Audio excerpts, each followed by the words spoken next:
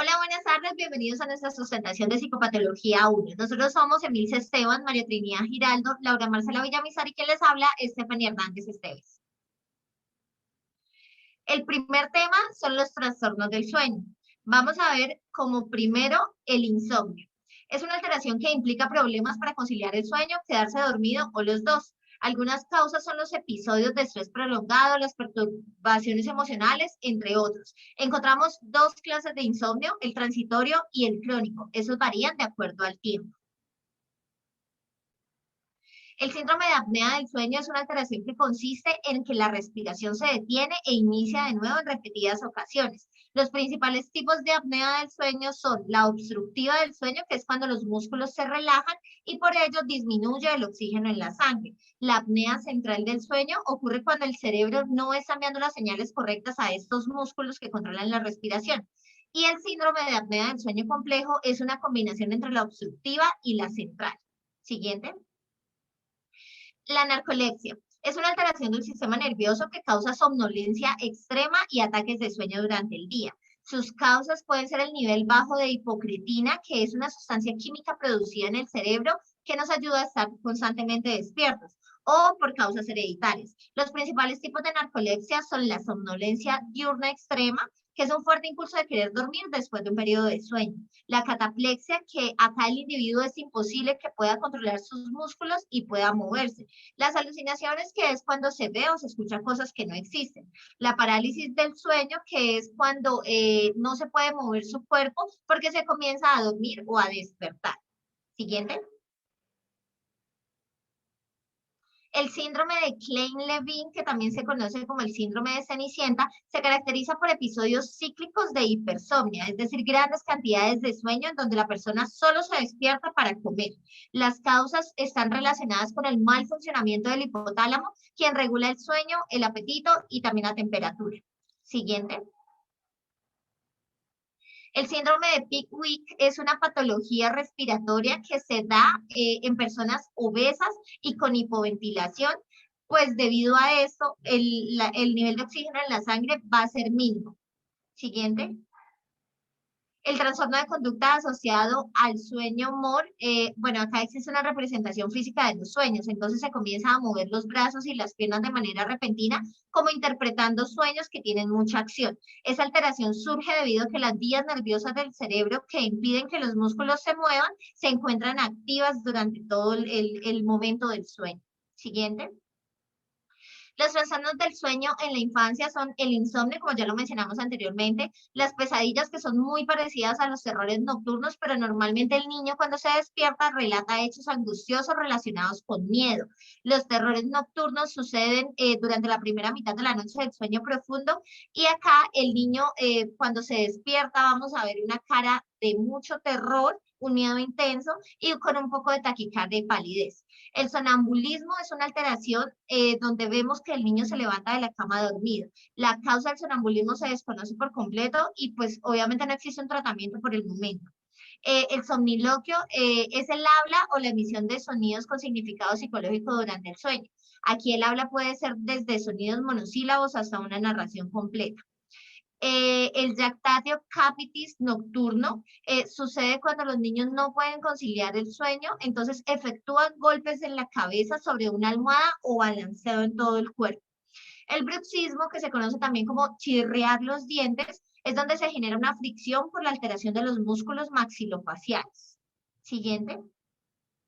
Los trastornos relacionados con el ritmo circadiano ocurren cuando existe una asincronía entre los periodos de vigilia y sueño. Esto va a generar que la persona no pueda dormir cuando requiere y también pues tiene mucho que ver con la parte del reloj biológico interno que tenemos. La clasificación de ese trastorno es el adelanto de fase, que acá la persona se duerme temprano y se despierta precozmente, el retraso de fase, que es la dificultad para poder iniciar un sueño y levantarse.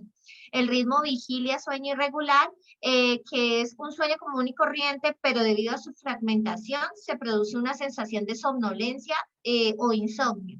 El síndrome de curso libre o del ciclo sueño-vigilia, acá la luz ocasiona un ciclo de sueño-vigilia superior a 24 horas cuando la persona está expuesta a ella. Y el síndrome jet lag, que es una desincronización completa en el sueño debido al cambio de horario. Siguiente.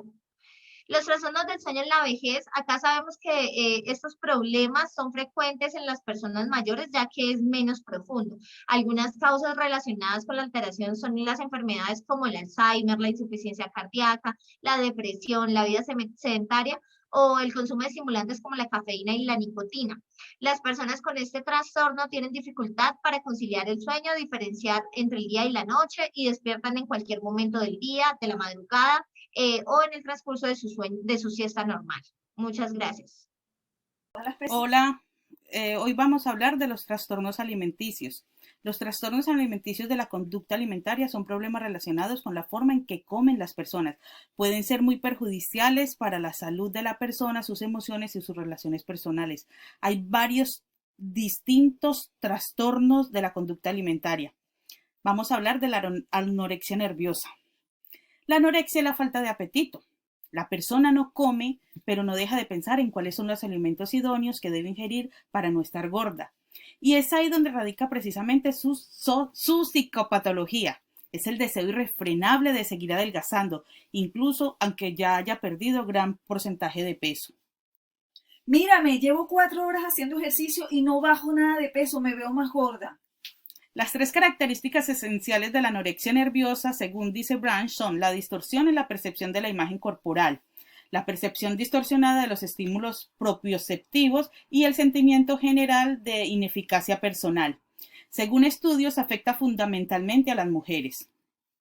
Es decir, comen muy poco a propósito. Esto lleva a que tengan un peso corporal muy bajo. Tienen pavor a ganar peso, no soportan la idea de estar gordas. Mañana no voy a comer, no voy a desayunar, voy a hacer solo una comida. Tienen una imagen corporal distorsionada, se siguen viendo gordas a pesar de estar muy delgadas. Pero mírame la barriga que tengo, por Dios, qué gorda me veo. Las personas con anorexia nerviosa son muy estrictas sobre qué deben comer y en qué cantidad. Pueden estar pensando en las calorías constantemente. Hoy me he comido solo una fresa y he subido como 5 kilos. Para perder peso, muchas personas con anorexia nerviosa ayunan o hacen demasiado ejercicio. Pueden usar laxantes, diuréticos o enemas. Mañana me voy a tomar este laxante. Necesito bajar de peso. Necesito bajar 5 kilos. Las personas con este trastorno sufren el rechazo a mantener el peso por encima del valor mínimo normal para su edad y talla, un deseo de perder peso y terror ante la gordura que se convierte en el centro de todas sus preocupaciones y que perturba gravemente el resto de las facetas de su vida. El tipo de anorexia, según la DSM-4, es tipo restrictivo y el tipo compulsivo. La anorexia nerviosa puede conducir a problemas causados por la desnutrición y la baja peso corporal, como los siguientes: baja tensión arterial, pulso lento, estreñimiento e hinchazón abdominal, menstruación irregular, huesos débiles, retraso de la pubertad y crecimiento más lento de lo normal. Se sienten solas, tristes o deprimidas. Sufren además ansiedad y miedos a ganar peso, ideas de hacerse daño a sí mismas. A las personas con anorexia nerviosa les puede costar mucho concentrarse y pueden tener problemas para recordar cosas. Buenas tardes, voy a continuar hablando de los trastornos alimentarios. En este caso vamos a hablar de la bulimia nerviosa. Bueno, se dice que la bulimia nerviosa son episodios caracterizados por la necesidad de ingerir alimentos en grandes cantidades, alimentos con alto contenido calórico. Se dice que es consecuencia a esto, la persona se ve invadida por fuertes sentimientos de culpa y tiene la necesidad de disminuir estos efectos en su desenfreno conduciéndose al vómito. Se dice que cuando hay sospecha de este trastorno de conducta alimentaria, hay que tener análisis en la persona y mirar la actitud del paciente hacia la comida, qué piensa, cómo actúa ante la comida. Frente a este, el peso máximo que ha tenido, cuánto es el mínimo alcanzado y cuál de su paciente se sienta cómoda. La percepción de su propia imagen corporal, la historia alimentaria que incluya cantidades de comidas, como qué come al día, cuántas veces, cómo es la porción, ejercicios que realiza, qué tipos de ejercicio, cuántas veces por semana realiza ejercicio. Y sobre todo si usa laxantes, diuréticos, anémicos. Se dice que hay unos criterios diagnósticos que es la presencia de atracones recurrentes donde la persona come descontroladamente, conductas compensatorias inapropiadas de manera repetitiva con el fin de no ganar peso, como introducirse el lecho para vomitar, enegmas, tomar laxantes, atracones y conductas compensatorias inapropiadas tienen un lugar como promedio más o menos entre 2 veces a la semana durante un periodo de 3 meses. La autoevaluación está exageradamente influida por el peso, se clasifica o se delimita a cómo es el peso, pues si estoy gorda, estoy flaca, es lo que hace repetitivamente. Decimos que también es un trastorno que el mayor porcentaje de personas afectadas son mujeres y que más o menos oscila entre los 18 años y 25 años en el momento en que se presenta. Dicen que las personas que se purgan ante este trastorno tienen mayor distorsión de la imagen corporal, mayor peso, mayor miedo de sentirse pesadas. Entonces empiezan a tomar estas purgas, patrones alimentarios anómalos como la depresión o la obesidad. Decimos también que la bulimia nerviosa es frecuente en la presencia de ansiedad. La persona al comer descontroladamente estos atracones, la persona después se siente deprimida porque cree que va a ganar mucho peso y empieza a tener irritabilidad, depresión, hasta síntomas suicidas ante la situación. Decimos que hay unas complicaciones físicas en este trastorno, que es la pérdida de potasio en el cuerpo, hipocalemia, infecciones urinarias, arritmias cardíacas, crisis tetánicas, crisis epilépticas a largo tiempo, pueden haber daños de riñones y problemas en los ciclos menstruales. Los laxantes llegan hasta provocar estreñimiento en la persona. También decimos que hay 2 factores influyentes en este caso, que es la predisposición a engordar, entonces la persona vive haciendo dietas y es más fácil que caiga en la bulimia, y la historia de trastornos afectivos en la persona. Bueno, qué pena con ustedes, comí muchísimo, me recomendaron este laxante, voy a ir en esos momentos a tomármelo y en un momentico ya estoy con ustedes para continuar con la exposición, qué pena. La obesidad se define como una excesiva acumulación de tejido adiposo en el conjunto corporal, un mayor contenido graso del 35% en mujeres y del 30% en los hombres. El procedimiento más habitual para detectar la obesidad es el que se hace en comparar al individuo con la talla, la edad y unas tablas específicas para obtener el resultado ideal. Si se aplica esta fórmula y se obtiene una puntuación mayor del 20% o superior, se considera que está en un punto de obesidad, el cual comienza a asociarse con riesgos para la salud. La obesidad tiene 2 tipos, la obesidad secundaria y la obesidad simple. La obesidad secundaria tiene su origen en trastornos endocrinos, hipotalámicos, genéticos o diatregónicos, y la obesidad simple es el cebamiento, el cual suele ser un trastorno metabólico más frecuente, el cual se diferencia en estudios de adipocitos llamados obesidad simple hiperplásica y la obesidad simple hipertrófica.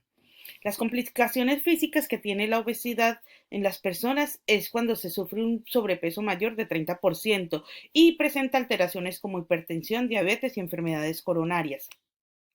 Las personas cuya grasa se acumula en la parte superior del cuerpo se llama obesidad androide y la que distribuye la grasa en la parte inferior se llama obesidad ginoide. Las implicaciones psicológicas, según la DMS, no tiene una clasificación en su condición médica, porque dice que esto es multideterminada etiológicamente. El CI-10 lo habla como hiperfagia en otras alteraciones psicológicas. La persona obesa se siente sensibilizado en cuanto a su aspecto, le falta confianza y puede tener distorsiones en su imagen corporal en cuanto a la exageración de sus dimensiones. Sánchez Planel hablan de la relación entre la obesidad y la psicopatología y dice que algunas obesidades demuestran una etiología claramente psicogénica, es decir, comer por reacciones emocionales. Habla también de que un elevado porcentaje de obesos desarrollan a lo largo de su vida diversas alteraciones psicopatológicas reactivas, cuya intensidad no es proporcional a la gravedad de la obesidad. Y tercero, habla que muchas veces estas reacciones son distímicas. La sintomatología psicológica que se encuentra en los obesos son la ansiedad, la depresión y la baja autoestima. Muchas gracias. Bueno, voy a ir a comer esto porque acabo de almorzar, pero estoy muy hambrienta. Hola a todos, buenas tardes nuevamente. Ahora vamos a continuar con el trastorno alimenticio pica. Bueno, decimos que este trastorno, el trastorno pica, es un trastorno de la conducta alimentaria característico de la infancia. Se conoce como el consumo persistente de sustancias no nutritivas durante un periodo de por lo menos un mes. Se dice que en ese trastorno hay una ingesta de algodón, de arena, ladrillos, cabello, carbón, esponja, flores, huesos, madera, lombrices, pintura, tabaco o hasta el consumo excesivo y reiterado de sustancias comestibles como aceite, arroz crudo, legumbres crudas y eso. Se dice que el riesgo para su desarrollo son la pobreza, el abandono o la falta de supervisión de los padres. Es por esto que los niños en la mayoría de ocasiones son los recurrentes ante este trastorno debido a que los niños en muchas ocasiones empiezan a comer cosas que no son comestibles, como el cabello, que puede ocasionar problemas intestinales. Pueden llegar a obstruir los intestinos debido a que estas sustancias que no son comestibles son ingeridas. Se dice que también hay otras causas de este trastorno, como lo son la falta de algunos nutrientes en el organismo, lo que hacen que el niño o la persona sienta la necesidad de comer otras sustancias para reemplazar esta necesidad, esta carencia de nutrientes en el organismo. Se dice que puede ser debido a una anemia ferropénica o a la carencia de zinc en la pica. Estas son nuestras referencias. Muchísimas gracias. Hola, buenas tardes. Mi nombre es Laura Villamizar. Yo les voy a exponer los trastornos psicomotores. Vamos a ver en qué consiste la psicomotricidad. Es esta relación que tiene el hombre con el medio, donde se deja ver toda esa experiencia afectiva y cognitiva que tiene con él. Para hablar de la relación entre psicomotricidad y psicopatología, nos vamos a basar en dos conceptos, en la expresividad y la estructuralidad. Los trastornos psicomotores, vamos a iniciar con el síndrome psicomotor más frecuente, que es la agitación psicomotora. En ella va a haber una hiperactividad motora, entre otros síntomas tales como un estado de ánimo ansioso, colérico, inhibición verbal en ocasiones con manifiesta falta, hay una falta de conexión, también hay una fuga de ideas, potencial agresivo para él y para los otros. Y otra razón importante es la diversidad etiológica que tiene esta patología, en donde encontramos las agitaciones reactivas, agitaciones en trastornos orgánicos cerebrales y agitaciones psicóticas. En las reactivas puede ser a causa de consumo de drogas o de algún momento de mucho estrés. Las agitaciones en trastornos orgánicos cerebrales tenemos casos como la epilepsia o accidentes vasculares, y las psicóticas están presentes la esquizofrenia, las demencias y los maníacos. El síndrome inhibición psicomotora es lo contrario a esta patología de agitación psicomotora. En cuanto al estupor, sabemos que es un síndrome de inhibición o retardo psicomotor que se caracteriza por un estado de conciencia en el que el paciente presenta una ausencia o reducción de sus respuestas a los estímulos. Los cuadros clínicos que podemos encontrar es estupor reactivo, estupor depresivo, estupor catatónico, estupor neurológico. Como vemos en cada uno de estos cuadros, el paciente está como ajeno, está como ausente y no da una respuesta motora. En cuanto a los temblores, son movimientos musculares osculatorios en torno a un punto fijo del cuerpo en forma de sacudidas involuntarias, rítmicas y rápidas. Cabe resaltar que hay tres tipos: los temblores de reposo, que son muy asociados al Parkinson, los temblores postulares, que se producen al mantener una postura determinada, y los intencionales, que ocurren mientras se da el movimiento. En cuanto a las convulsiones, son movimientos musculares en forma, a Stephanie le dio, debe estar ahorita en la fase tónica, que es cuando el paciente pierde la conciencia y empieza a generar estas contracciones. Como vemos, luego pasa a la fase convulsiva, donde puede ser que el paciente también se muerda la lengua y va a haber mucha mayor cantidad de contracciones para luego pasar a la fase de recuperación. Entonces, como les decía, son movimientos musculares en forma de contracciones violentas e incontrolables. En cuanto a los tics, son movimientos musculares locales, rápidos y espasmódicos que se manifiestan de forma involuntaria.